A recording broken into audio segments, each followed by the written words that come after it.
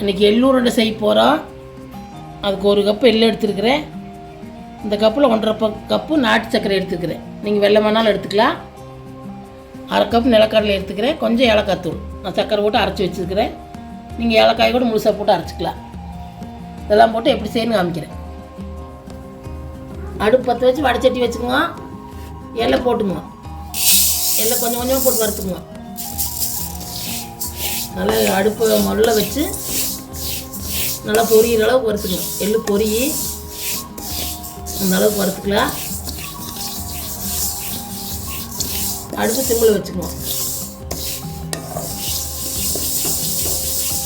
இந்த அளவுக்கு வறுத்துக்குங்க. மரம் எடுத்து போட்டுக்கலாம். ஒரு பிளேட்டில் எடுத்து போட்டிக்கங்க. அடுப்பு சிம்மில் வச்சு எடுத்து போட்டுக்கலாம்.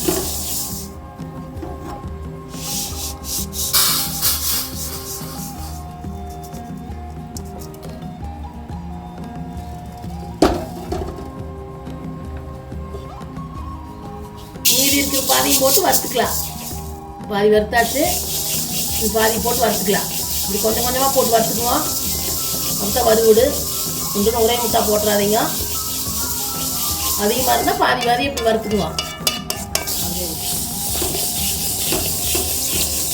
இது வறுத்தாச்சு. எடுத்து போட்டிக்கலாம். எடுத்து ஒரு தட்டில் விட்டுக்குங்க.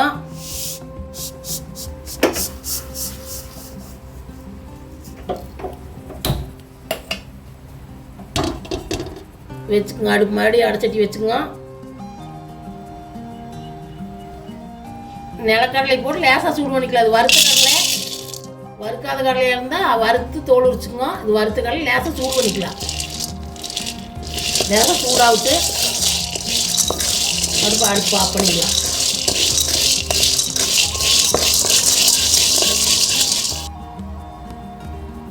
லேசாக சூடாகிடுச்சு. இது எடுத்து கொட்டிக்கலாம்.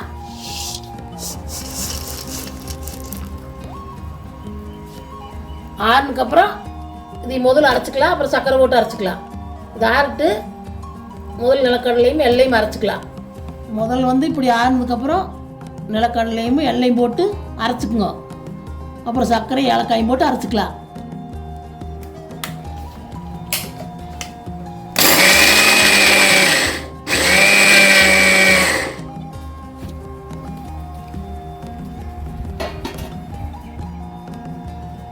இந்த அளவுக்கு எல்லாம் அரைச்சதுக்கப்புறம் சர்க்கரையும் ஏலக்காயும் போட்டு அரைச்சிக்குங்க.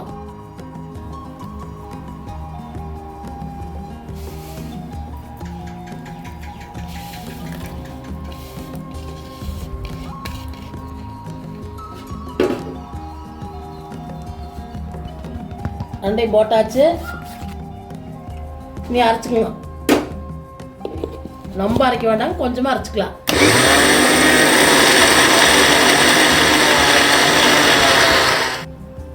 இப்படி தள்ளி விட்டு அரைச்சிக்குங்க. அப்போ ஏகம் அரை விடு. இப்படி கரண்டி காம்பலையும் ஒரு குச்சியை வச்சு தள்ளி விட்டு அரைச்சிக்குங்க. இந்த அளவுக்கு அரைச்சிக்குங்க. நம்ம அரைக்கக்கூடாது. எண்ணெய் விட்டுரு. நீ ஒரு தட்டில் கொட்டிக்கலாம். இப்படி ஒன்று கொட்டிக்குங்க. சூடெல்லாம் இல்லை. எப்படியும் லட்டு பிடிச்சிக்கலாம். எடுத்து லட்டு பிடிச்சிக்கலாம்.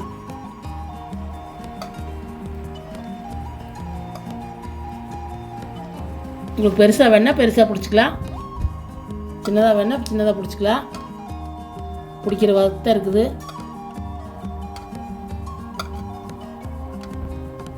இப்படி பிடிச்சிக்கோங்க. நான் நல்லா கலந்து விட்டு பிடிச்சி காமிக்கிறேன். எல்லாமே பிடிச்சிட்டு காமிக்கிறேன். இதெல்லாம் கலந்து விட்டு நீ எல்லாம் பிடிச்சிட்டு காமிக்கிறேன்.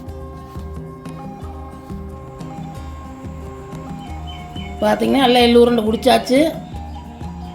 ஒரு 10 நிமிஷத்தில் வறுத்தா அரைச்சா பிடிச்சாச்சு. 10 நிமிஷத்தில் செஞ்சிடலாம். பாரம்பரியமாக எப்பவும் செய்கிற உருண்டை தான். முக்கியமானது ஒன்று, மாசமாக இருக்கிறீங்க சாப்பிட்றாதீங்க. எள்ளு உருண்டை சாப்பிடக்கூடாது. குழந்தை வெற்றதுக்கப்புறம் சாப்பிட்லாம். மாசமாக இருக்கிறப்ப சாப்பிடக்கூடாது. மற்றையெல்லாம் எல்லோரும் சாப்பிட்லாம்.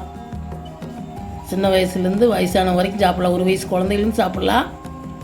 ஆனால் மாசமாக இருக்கிறவங்க மட்டும் சாப்பிடக்கூடாது. நீங்களும் இந்த மாதிரி செஞ்சு பாருங்க. இந்த அளவுகளை சீக்கிரம் செஞ்சிடலாம். குட்டீஸ்க்கெல்லாம் செஞ்சு கொடுங்க, நல்லது, சத்தானது. செஞ்சு பார்த்துட்டு வீடியோ பிடிச்சிருந்தா லைக் பண்ணுங்கள், ஷேர் பண்ணுங்கள், சப்ஸ்கிரைப் பண்ணுங்கள்.